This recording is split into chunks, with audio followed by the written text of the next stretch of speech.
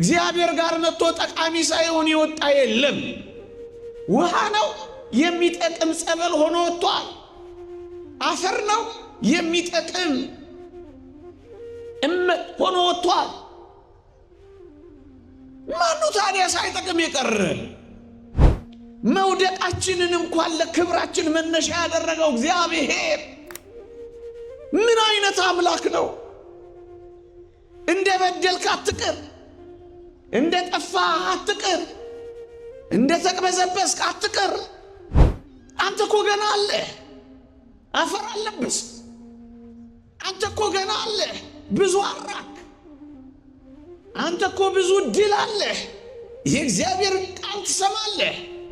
ሳትፈርስ ሳትበሰብስ በጥቂት ጉስቁልናና ድካም ውስጥ አልጠቅምም ብለህ ራስን እንዴት ትቀብራለህ?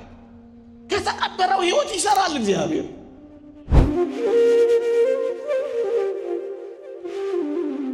አንዲት ሸክላ ሰሪ ገሏ ቢሰነጠቅ ወይም ቢሸረፍባት ስትለስነው ወይም ስትጠግነው አይደለም የምትኖረው።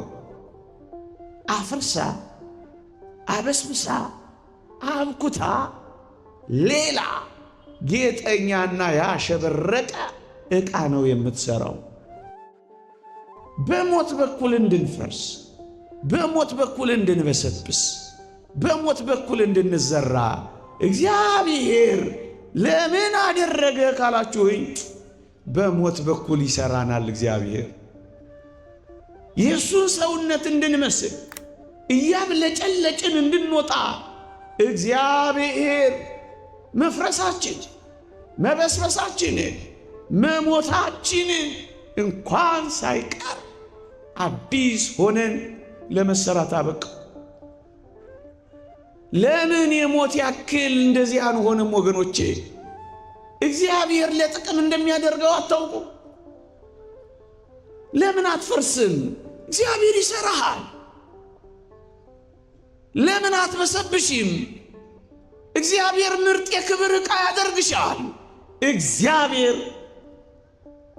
ሲናገር መስሪያው ያደርገዋል። አንድ ሊቅ እንደተናገረው አሁን የምንሞተው የሚበልጠውን ትንሣኤ ለማግኘት ነው አለ። ክርስቲያኖች ሞትን የሚበልጠውን ትንሣኤ የመጨበጫ መንገድ አደረገው። እንግዲያው ሞት እኮ ሲሰማ ፍርድ ነው።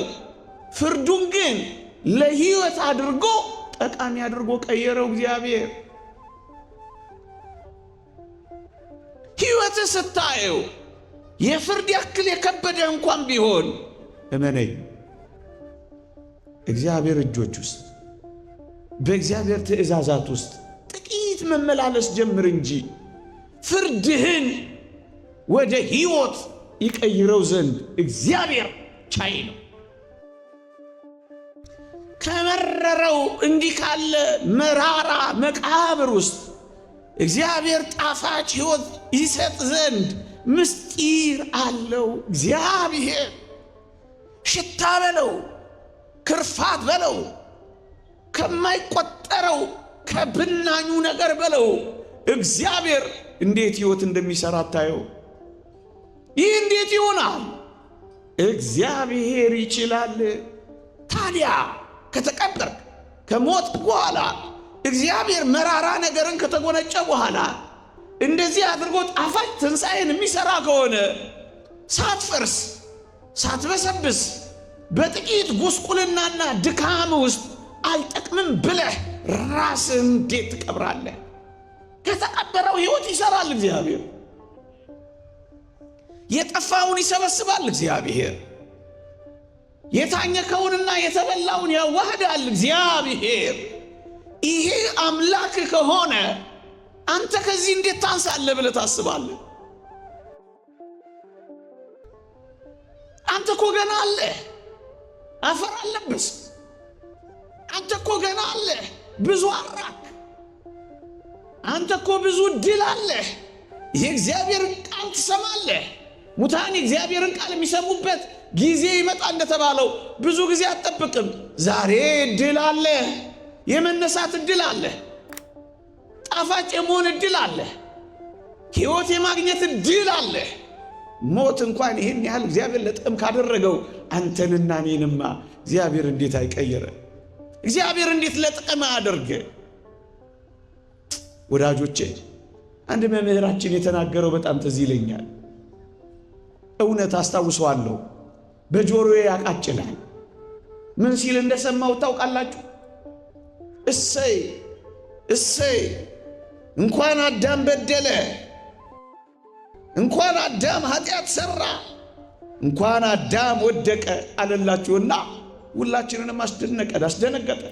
ምን ማለቱ ነው መምህር ግርማ ብለን ተጨነቀ። ጋሽ ግርማ ይባላል። የዛሬ ብዙ አሉ። ምን እንዳለ ታውቃላችሁ? እስከ ዛሬ በጆሮዬ ያቃጭላል። አዳም ባይበድል ኖሮ አለ የእግዚአብሔርን ለእኔ ያለውን ጥልቅ ፍቅር አላውቀውም ነበር አለ። አዳም ባይበድል ኖሮ እግዚአብሔርን እንደፈራ ነው ብቻ እንኖር ነበር፣ እንዳከበር ነው። ፍቅር የሚባል ነገር ሳይገባን ይቀር ነበር አለ።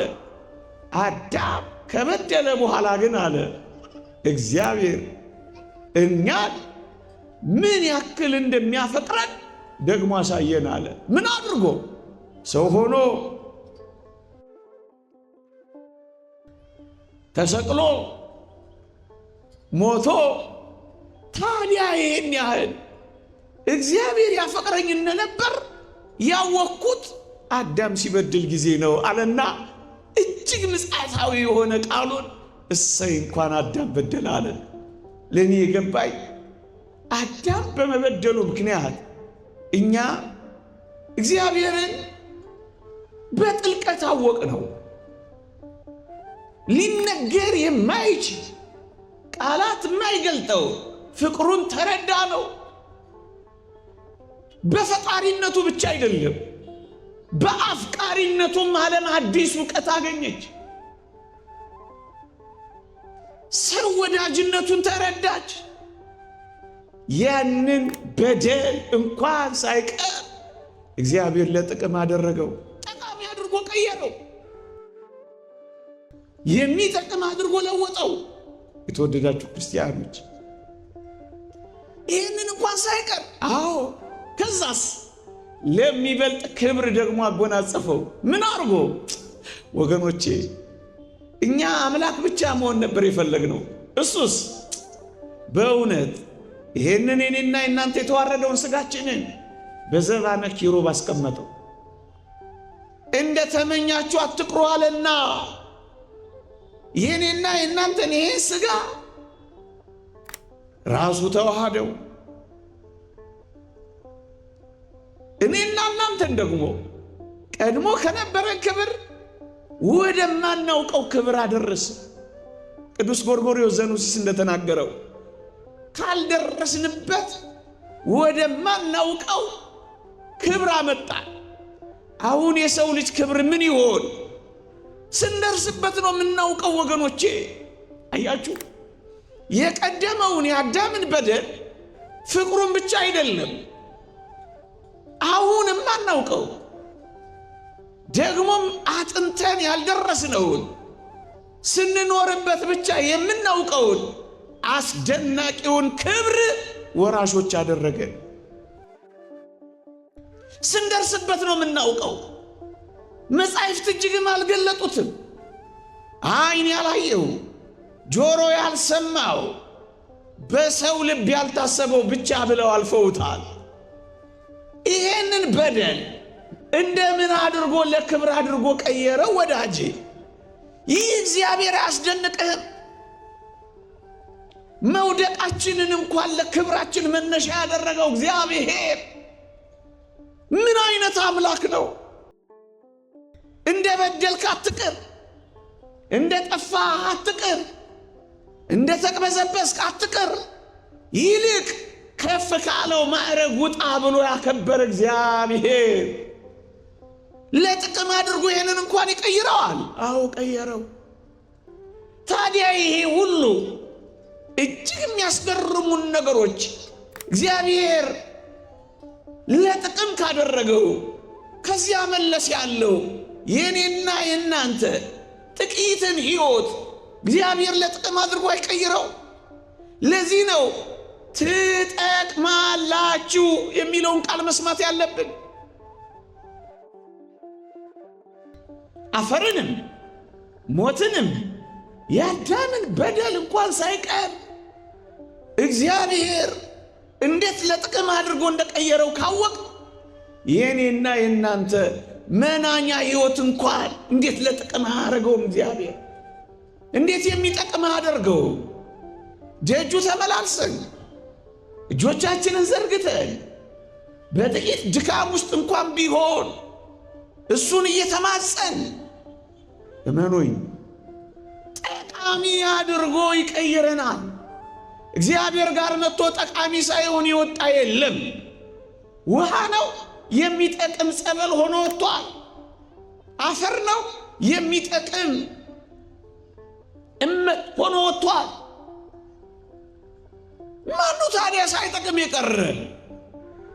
ሁሉም ጠቃሚ ከነበረ የተወደድክ ኦርቶዶክሳዊ ሆይ በእግዚአብሔር እጆች ላይ ረፍ። ጠቃሚ አድርጎ ይቀይራል እግዚአብሔር።